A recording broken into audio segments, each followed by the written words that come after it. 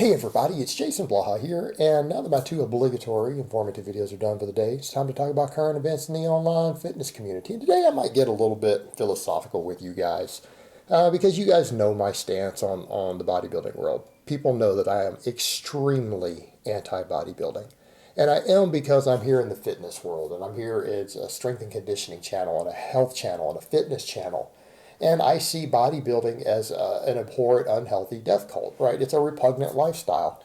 But by that same token, does that mean that we have to demonize every single person associated with it? And I'm going to say, no, that's not the case. You know, someone linked me a video, an interview with Martyn done on London Real, and they're commenting, and I agree. They're treating him like he's a respectable athlete or something. The guy's just a juicehead bodybuilder.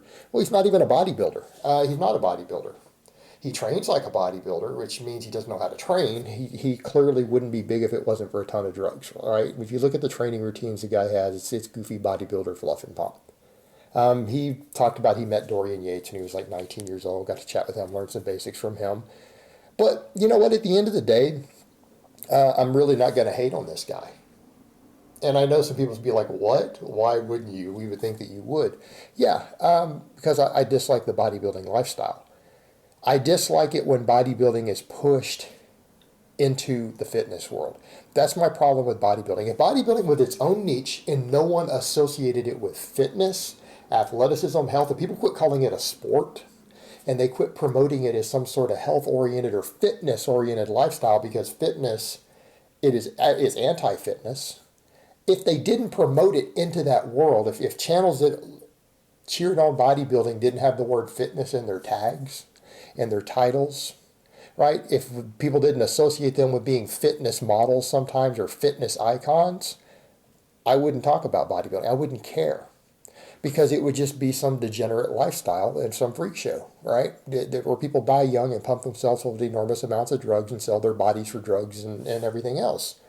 But it's pushed into the fitness world, which is why I rag on it. That really is the only reason. I wouldn't care otherwise. Just like I don't go sit around talking about crackheads and crips all day, right? Because I don't care, because they're not part of our world here, right? The moment smoking crack and being a gangbanger out on a street gets promoted as a fitness lifestyle, I'll talk about that. Now, some people will say, well, what about Cali Muscle? Well, Cali Muscle doesn't promote smoking crack. He might be a thug, but he doesn't promote smoking crack. And as far as I know, he doesn't smoke crack.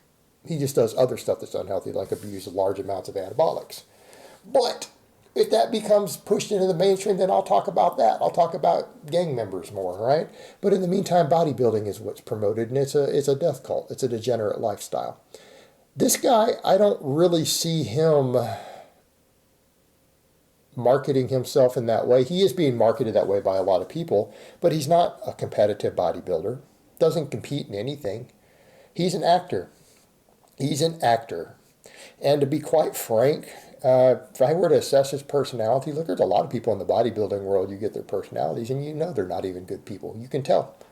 A lot of y'all's big bodybuilding heroes, you can observe them and tell. They have that certain vibe about them. You know they're a terrible person. And just my gut instinct. This guy didn't strike me that way. And that's kind of funny, because a lot of people be like, what? You would think that a guy who's covered in neck tattoos and clearly abusing anabolics and is 6'8", you might think of him as some horrific, bad person. That's not the impression I got of this guy. I don't know. He just struck me as, and this is going to sound ridiculous given what he looks like and the fact that he lifts and talks about MMA training and all this other stuff. He struck me as just kind of a gentle soul. Dude strikes me as a gentle giant, like not remotely intimidating or scary in any way. That's just the impression I got. You know, he seemed like a genuinely likable person. Guy just struck me as a genuinely likable person. And it appears to me that he's gotten into all of this more in the pursuit of acting more than anything else, and that is what he does. He's an actor. All right, he's an actor. He does his own modeling thing. You know, I don't think we necessarily need to demonize every single person and call them out for what they choose to do to their bodies in their own life. You know, that's the other thing that people need to remember. I might be opposed to bodybuilding being promoted in the way that is, but I'm not against people's right to abuse their bodies as they see fit. Look, if a person wants to inject so many drugs into their body that they die at age 35, I can think that's tragic.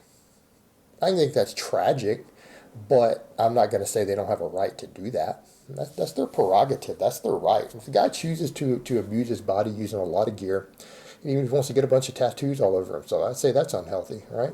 That's his prerogative, right? That's his body. He's free to do with it as he pleases. He's doing it to get into acting or whatever else. I suppose that's fine. I don't have a problem with that. I'm not necessarily going to demonize a person for their own personal self-destructive behavior. Particularly when their self-destructive behavior is potentially earning them a life that they might enjoy and want, okay, fine. It's when it gets promoted to everyone else. Hey, do what I do. Buy my program. Buy my crappy supplements that don't do anything. That's a problem. Now, does he get propped up a bit by bodybuilding.com and other places? Yeah. Do you see his workouts being put up? Are they terrible? Yeah. And that's the line I would draw, is to people to understand the difference. If you just have a guy who does something like that and people see his workouts and go, this looks like the same crap all these pro bodybuilders do, when you understand that that training is not going to work for the vast majority of people trying to gain muscle, it is not going to be an effective training protocol. As long as we make that distinction and say, hey, that's a training protocol that works when you abuse large amounts of drugs, but you're going to gain muscle pretty slow on that, right? You're not going to be able to build a proper base drug-free running that sort of training. Then that's fine, right? That's fine. As long as we draw that distinction, I think that's the stance that we need to take a lot of times. That I don't think it's necessary to step back and demonize every single person associated with that lifestyle, particularly in the case of someone like him. The guy's an actor. He's not even a bodybuilder. Now, people would say, Jason, why do you always say that someone who doesn't compete isn't, so they're just not a professional? Yeah, people aren't professionals in almost anything. 99.9% of bodybuilders are not professionals, but they compete. It's a form of performing art. It's not a sport, it's a performing art. Most people who lift heavy are not power lifters, right? If you've never been on a powerlifting platform, you're not a power lifter. These are competitive endeavors, right? And once you compete in something, it carries with it a culture and a connotation and everything else.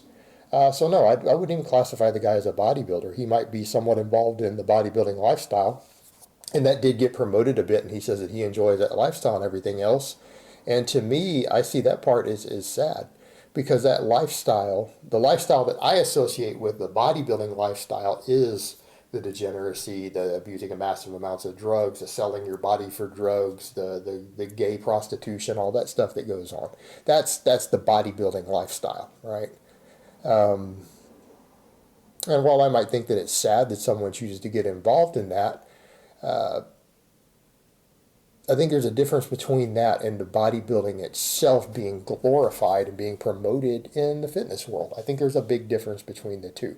And that's what people need to understand.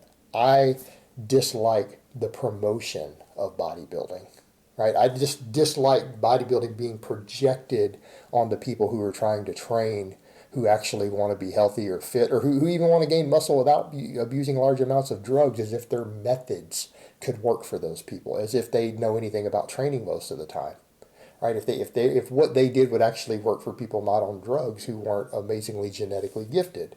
That's the problem with it. When it gets promoted in that direction, or it lures a lot of young people into that lifestyle who don't understand what it's really about. That's the problem. It doesn't mean that every single person who chooses to get involved with that for their own reasons is a bad person, because that would also be like saying every one of these younger guys who get lured into it unknowingly is a bad person. That's not necessarily the case. It's the culture itself. It's the idea behind it. It's the companies that promote it for financial gain. That's my problem with bodybuilding. I don't think every single person who chooses to get involved in that lifestyle is necessarily a bad person. It's their choice to make. I could say, hey, I don't think that's a good choice. I don't think abusing your body and dying young is a good choice, but I'm also running a fitness channel where I'm promoting health and fitness. And I think we have to understand that difference of sometimes it is about judging an idea or something that's being pushed, an agenda being pushed, or scams that are being promoted, instead of demonizing every individual person, because there's a difference between the two. There's a difference between the two. And I mean, truth be told, I don't know much about the guy, but I don't know, my impressions of the guy from the interviews, the guy strikes me as a genuinely nice guy. And you know what? I hope he gets everything that he wants out of his acting career. And I hope that the sacrifices that he is going to make to his body doing it, I hope it's worth it to him and that he lives a fulfilling life. You know, as long as he's not out there trying to promote, hey, this is the way that you should train,